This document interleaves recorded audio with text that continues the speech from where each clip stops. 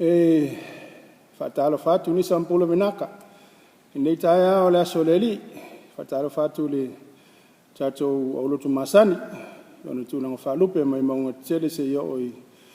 i maungaiti fatalo fatu le totelo tato nu o lo i nal kodi swafi fi awal pasifika sungai le lipule ma sungai whaiaonga a foi ma fai fi au ma wharetua ia mana i ainga ia malo lava lon sai fatalo fatu nei taiao fatalo fatu fo i le laumua le universite e le usapi i le ngai lautala lo i to tele fo i le tato o tolvo lo mafuta mai ia malo lon sai fatalo fatu fi au nei taiao fatalo fatu fo i tamavua le meo lo ala laile sungai le Feleutus ia me se voi fatalo fo i nai to main road i le sui Feleutus fatalo fatu i Teki Street i le fionga le Teutupe ma se o lato fale ia me se foi nai Luva Road i le meo lo ala laile le sui Teutupe ia ma lo to fale ia ma tato umalava fatalo fatu fo i nai tato sui o le tato o lotu o tato no fo alavala ona toi fo i tui Samoa ma Australia ona o whaamai ma whaavalwalaina o tato ia whatalo fatu le swafaman malo o tato wali o Yesu manuia le e mai aso ne tato farsa sa mo fo ne tato filo inga la sisinga sa se tuai le tato messenger ia o fa pena la vane yaso tato fe sia i lunga o penga to failan ia ona wa va ia la tato wa manuia fi au manuia vol tato farsa nei mal tato lo toa ia lo alof tele atu ia mo o to ile nei fu va so la savali ala so Simon Mulin nei o mati ia ilo na lofa malo na ngalelei ia tato me na lewi ana tato fianga fa ma ia fa fta ia ilo na ngalelei o to sia per tato wola la tato talo e tu matu fa la tatu le ngal fa ftai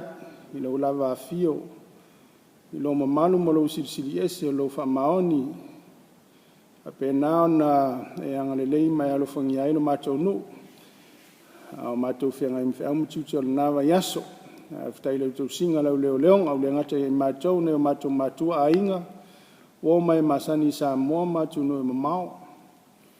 o mato fa ftai lava i lo le tu la fo i no mato aftai le ola ma le ola fa wina o mato maua ma lo sturu ia wa fe au ma tuto lo fa nga solo aftai voi lo tu singa o mato ola no fa mai ma wele le ina i pe i mato talo ne ya so le li ia fa manga lo me o mato le anga mo mato se o mato leu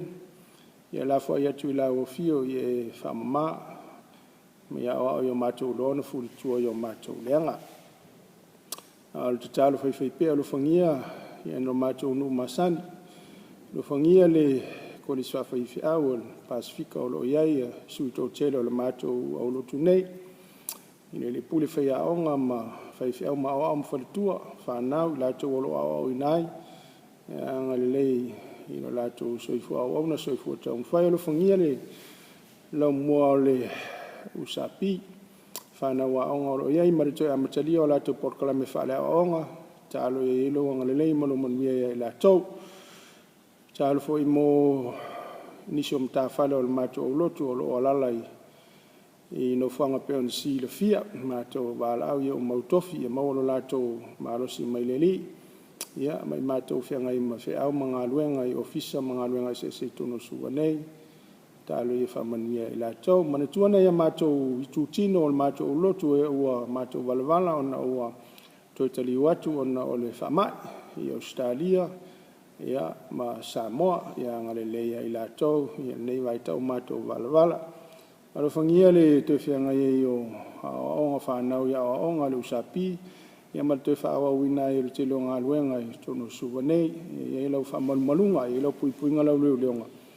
e le soifua ma leo loi mato nia inisi o mau e whanonoanga pe na na fa mai sen manolo wanga ni so fianga i mamai i fa malolo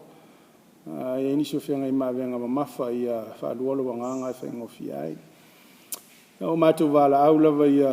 malutia nei o mātou matua, nei o mātou ainga, nei o mātou oma e masani, e o lo talo mo i mātou, whai pēa, e whapena so ula la mātou talo i lau whamanuanga i anga le leia i la tau. E le nei aso ma le mātou whanongolongo, inisi au o fionga, ia whetalei mai e ala i au o fionga ua tu mai mo i mātou te whaitau, ma whetaiai ai ma la au o fio te whetalei mai. Te whetalei mai au i nei mātou ni nei lava aso, ta aso i nei vai aso, ma se whaingo nei masina i whiau mga aluenga. Ia na mātou wala au lava le tua, e ala lava ia Yesu na mātou li i mal whaola. Amene. Ia, ole tus whaitau nei aso, tus a mal whasinonga al whaitau aso, e mo mal whenganga fau, te Salonia mua. Ia, ole mataupu mua, te Salonia mua. Ia, ole mataupu mua, whafonga mai au te whaitauina, nisi o whaiupu e sfulu, ia whaiupu al mataupu. Ia, whaitau atuana onai whaiupu, whafonga mai e whionga pa ia le atua. Mua o Paulo, Siluano, ma Timoteo, ile e kalesi o tangata te Salonia, o ile atua te ma le li o Yesu Keriso, ia te outou, e lofa tu noa, ma le manuia, whaupu e lua, ma tau te whaaftai pe lava ile atua, ona o outou malava, o lo tau outou ia ma tau te talo, e le au noa o na mātou manatua, ilu mau le atua, o le tātou tamā, e la tau ngā luenga i le whaatua tua, ma le whaamalosi le alofa, ma le tua maupea i le whaamoe, e le o tātou alii na Yesu Keriso. Ua mātou i loa le whitwhilia o tau, le auso, o e ua halofangia le atua, e a na whaasolo mai le pele i lalo, le whaiupo e 5, ma le whaiupo e 1. Sa o tau wa'ao mai fo'i a te mātou a toa maleri. Ina o tau talia le upu i le popo ngā tele ma le oli ma le ngā paia. Wheu poi fitu o lea o avea i o tau ma wa'ao i e o whatuatua o malava o i Maketonia ma a kaia. Ia, so mai le wheu poi walu, wheu poi iwa. Ia, ma le whai upo se fulu, whai tau atu whai upo iwa, a wai la tau lava, wai loa ai, le tala i ate i mātou, i le winga, o lo mātou o atu ate o tau, ma lo o tau liu mai i le atua, na i tupua, ina ia o tau au auna i le atua soifua, ma le ua moni. Ia, whangata mai i whai tau ina o nisa nā whiong pa ia, o le tala nei o le tala i le tusia Paulo, i le ekalesia i te Salonia. I le malangalo na lua le apostolo na hafi aile o te Salonia. Ia, le alau tātou whaitau wina ai, ia na upu, tasi nei tusi wa leva, le apostolo o stasiona tustusinga, urua i tustusinga. Ia, le mana iei o le whatau tonga o tusiri nei, ia i le mawhanawhana fuela na mawhtanga, ia ma le aulotu le nei te Salonia, ai e whamanua mai le atua,